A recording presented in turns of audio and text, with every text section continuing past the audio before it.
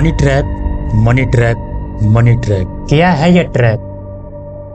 आजकल इंटरनेट पर आपको हर दूसरी वीडियो मनी ट्रैप से रिलेटेड देखने को मिल जाएगी। लेकिन अगर मैं कहूँ, हम सालों से गलत चीज को ब्लेम करते आ रहे हैं और जिस चीज को हम ट्रैप समझ रहे हैं वो असल में ट्रैप है ही नहीं। और अगले 10 मिनट में मैं ये बात आपको प्रूव करके दिखाऊंगा। बट उससे पहले ये देखो, ये गरीब बाप रो रहा है। पता है क्यों?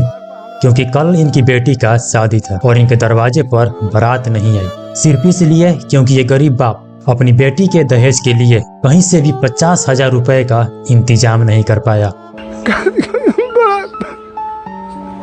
पिता को देखिए, ये सेंट देखिए, ये कुर्ता देखिए, ये गंजी देखिए, तौलिया देखिए, सारी व्यवस्थाएं जितनी हो सकती थी उतनी व्यवस्थाएं इन्होंने किया है। लेकिन 50,000 रुपया इतना भारी पड़ गया कि इनके दरवाजे पर बारात नहीं आई। इनकी बेटी की शादी नहीं हो पाई। इस भाई को देखिए, आखिर इसकी क्या मजबूरी रही होगी जिसने अपनी फैमिली को छोड़ के सिर्फ पैसे कमाने के लिए अपनी फैमिली से इतने दूर बारिश में भीगते हुए जा रहा है। इस रोते हुए अंकल की मजबूरी को देखो। ये अपने माँ को लेके हॉस्पिटल गए थे उनकी ट्रीटमेंट कराने के लिए। बट हुआ क्या, वहाँ इन दोनों माँ और बेटे को वहाँ के डॉक्टर और गार्ड द्वारा पीटा गया। और ये अंकल चाह कर भी कुछ नहीं कर पाए, सिर्फ इसलिए क्योंकि ये गरीब थे। अगर ये पैसा वाले होते तो किसी की हिम्मत नहीं थी इनको हाथ लगाने की। देख लीजिए, मेरी माँ को थप्पड़ मुँह चला दिए हैं। और इसी टाइप के न जाने कितने हजारों क्लिप्स आपको देखने को मिल जाएंगी। इन सारी क्लिप्स को देखकर आपको लग रहा होगा कि इन सारे प्रॉब्लम्स का जड़ सिर्फ पैसा है। अगर आज इस दुनिया में पैसे नाम की कोई चीज नहीं होता तो शायद ये प्रॉब्लम नहीं हुई होती। अगर आज ये सब कुछ फ्री रहता तो सभी लोग मजे करते और खुश रहते। बट आप यहाँ गलत हो, और क्यों गलत हो ये आपको कुछ ही मिनटों में सब पता चल जाएगा। तो चलिए अब शुरू से समझते हैं। Somebody once said, if you took all the money in the world, divided it up equally among everybody, it would soon all be back in the same pockets. Success is something you attract, not something you pursue.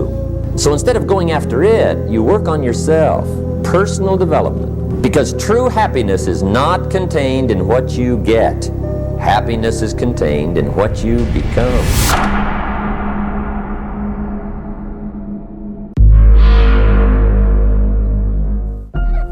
मैं चाहता हूं कि तुम सिर्फ 30 second के लिए एक अलग दुनिया इमेजिन करो। एक ऐसी दुनिया जहां पैसा नाम की कोई चीज ही नहीं है, जहां ना कोई नोट्स है, ना कोई सिक्के, ना कोई बैंक और ना ही कोई UPI। शुरू में तुम्हें लगेगा वाओ, अब तो सब कुछ फ्री होगा। अब ना कोई गरीब होगा और ना कोई अमीर, ना किसी को पैसे कमाने की टेंशन होगी और ना ही किसी को 2 वक्त की रोटी के लिए तरसना पड़ेगा। अब सब कुछ एकदम परफेक्ट होगा। लेकिन सिर्फ 24 घंटे के अंदर ये सारे हॉस्पिटल्स रुक जाएंगे, मार्केट बंद हो जाएगा, कंपनीज काम करना बंद कर देंगी और फिर धीरे धीरे ये पूरी दुनिया रुक जाएगी। लेकिन एक मिनट, अगर पैसा ही हर प्रॉब्लम की जड़ था तो उसके खत्म होते ही ये दुनिया और बेहतर होनी चाहिए थी ना। फिर ऐसा हुआ क्यों नहीं? क्योंकि इन सारे सवालों के जवाब ढूंढने के लिए अब हमें जाना होगा आज से लगभग हजारों साल पीछे, उस दिन जिस दिन इंसानों ने पहली बार मनी को जन्म दिया। बढ़ाई हो, आपके घर पैसा हुआ है।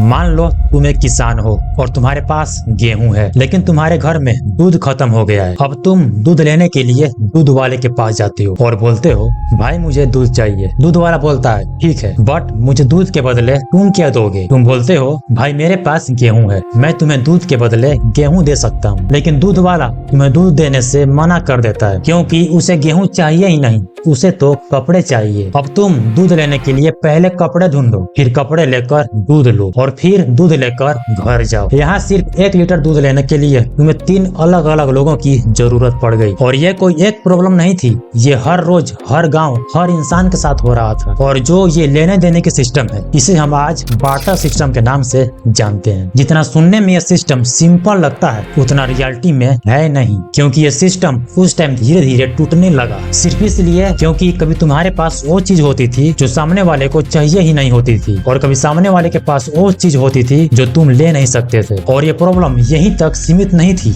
अब जरा सोचो, तुम्हारे पास एक गाय है और तुम्हें सिर्फ 1 किलो चावल चाहिए, तो क्या तुम सिर्फ 1 किलो चावल के बदले अपनी पूरी गाय दे दोगे? नहीं ना। और तुम गाय को आधा करके पेमेंट भी नहीं कर सकते हो। लेकिन सबसे बड़ी प्रॉब्लम तो अभी बाकी थी। अब जरा इमेजिन करो, तुम और तुम्हारा दोस्त खेतों में जाते हो काम करने के लिए, जहाँ तुम पूरे दिन उस खेत में काम करते रहते हो। वहीं तुम्हारा दोस्त सिर्फ हाफ डे काम करके घर वापस चला जाता है। अब शाम को तुम दोनों को मालिक द्वारा 1-1 किलो चावल दिया जाता है। तो क्या तुम इस चीज को देखकर सह पाओगे या मालिक से झगड़ा करोगे कि मैंने पूरे दिन खेतों में काम किया और ये बस हाफ डे काम करके घर भाग गया? तो हम दोनों को सेम चीज क्यों दिया जा रहा है? मुझे ज्यादा मिलना चाहिए क्योंकि मैंने इससे ज्यादा काम किया है और इसे कम, और इन्हीं सब को लेकर तुम दोनों के बीच झगड़ा हो जाएगा, है ना? ये उस टाइम भी होता था क्योंकि उस टाइम वैल्यू के मेजर करने का कोई सिस्टम ही नहीं था। तब जाके इंसानों को समझ आया कि भैया अगर इस दुनिया को चलाना है तो सबसे पहले एक ऐसा सिस्टम बनाना होगा जिस पर सारे लोग भरोसा कर सकें। एक ऐसी चीज जिसकी वैल्यू सभी लोग माने, जो आसानी से कैरी हो, जो छोटे टुकड़ों में बांटी जा सके और जिसके बेसिस पर यह डिसाइड हो सके कि किसने कितनी वैल्यू क्रिएट की है। और यहीं से इंसानों ने एक ऐसी चीज ढूंढनी शुरू की जिसकी वैल्यू हर कोई मान सके, और इसी तलाश में अलग अलग जगहों पर अलग अलग चीजें मनी के रूप में इस्तेमाल होने लगी। कहीं नमक तो कहीं कौड़ी के सेल्स तो कहीं धातु के टुकड़े। लेकिन धीरे धीरे बाद में मेटल कॉइन्स सबसे भरोसेमंद मीडियम बन गए और उनके बाद आए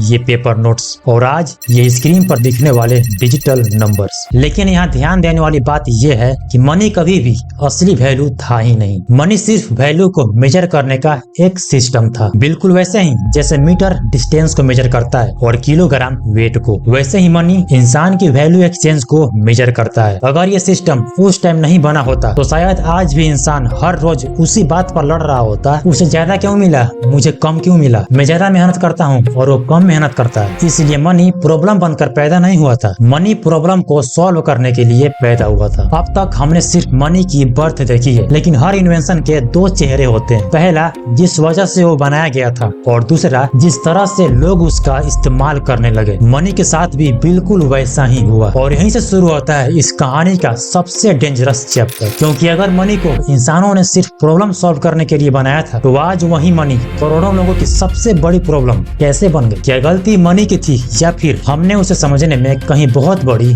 गलती कर दी? क्योंकि असली ट्रैप मनी नहीं है, और जब तक तुम उस असली ट्रैप को नहीं समझोगे, चाहे तुम 10,000 कमाओ या 10 करोड़, तुम्हें हमेशा लगेगा कि प्रॉब्लम पैसे की है, जबकि असली प्रॉब्लम तो कुछ और ही है।